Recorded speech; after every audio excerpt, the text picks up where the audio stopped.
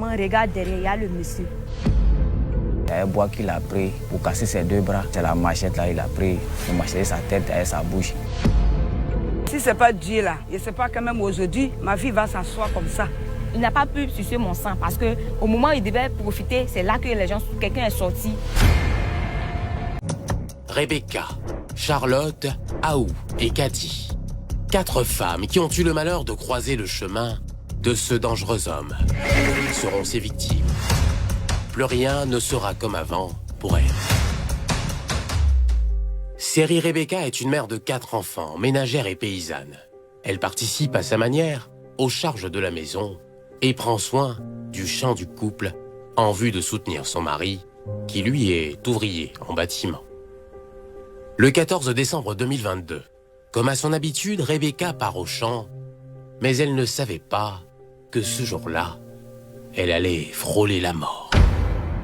Elle sera la première victime dans cette série de femmes agressées sauvagement par celui que les populations nommeront plus tard le vampire de Ndouci. Ce matin-là, occupée dans son champ à désherber et récolter ses tubercules d'igname, elle entend des bruits suspects, peu habituels. Elle soupçonne des choses étranges et prend peur. L'atmosphère devient glaciale et effrayante. Il a reçu le bois derrière ma tête. Je suis tombée sur but là. Il a commencé à lutter. Il a commencé à taper ma tête, casser mes 2 bras. Ma tête était machetée, tout. Je ne sais même pas où il a jeté mon enfant. Sous le regard impuissant des enfants, elle sera tabassée, violentée et laissée pour morte. La scène de violence est effroyable.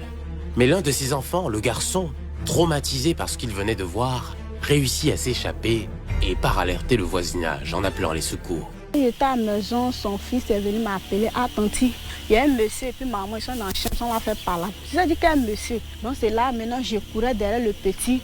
On courait, on venait. Je suis venue, je l'ai trouvé, elle était couchée. Ses pieds, il a écarté ses pieds. Elle était couchée, genre comme quelqu'un qui vient de faire rapport à son mari.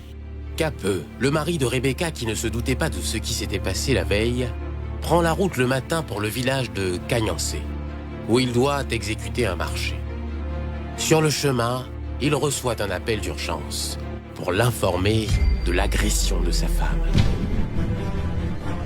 Bon, quand on est venu, on n'est pas passé au champ. On a pris une voiture directement, on est parti à l'hôpital. C'est là-bas on l'a envoyé. C'est là-bas il y a vu ma femme, elle était agressée. Elle avait été couchée. Elle a fait 4 jours d'abord avant de prendre la connaissance parce que c'était pas facile. La vie de cette jeune famille de 4 enfants ne sera plus jamais la même. Les tâches ménagères sont effectuées désormais par le mari. Mais après ça, là, je ne peux plus faire grand travail puisque c'est mon mari qui fait tout. Il est obligé de quitter au champ pour venir travailler, pour aller puiser l'eau, puisque ma tête ne peut pas charger quelque chose, mes 2 bras ne peuvent rien faire. C'est lui qui lave habille, c'est lui qui fait tout. N'ayant pas suffisamment d'argent pour faire face aux dépenses médicales, la famille est contrainte d'emprunter de l'argent afin d'assurer les soins de la jeune mère.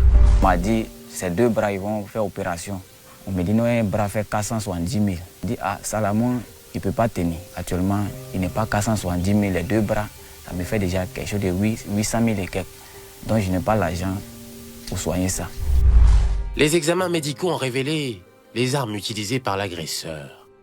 Les séquelles sont énormes. On a fait radio, c'est un bois qu'il a pris pour casser ses 2 bras. Maintenant, c'est la machette là, il a pris pour macheter sa tête et sa bouche. Bon, c'est là le médecin m'a dit, au moins un mois, bien 2 mois, il va faire radio et puis il va prendre des comprimés. Et puis il chercher un endroit où il n'y a pas de bruit.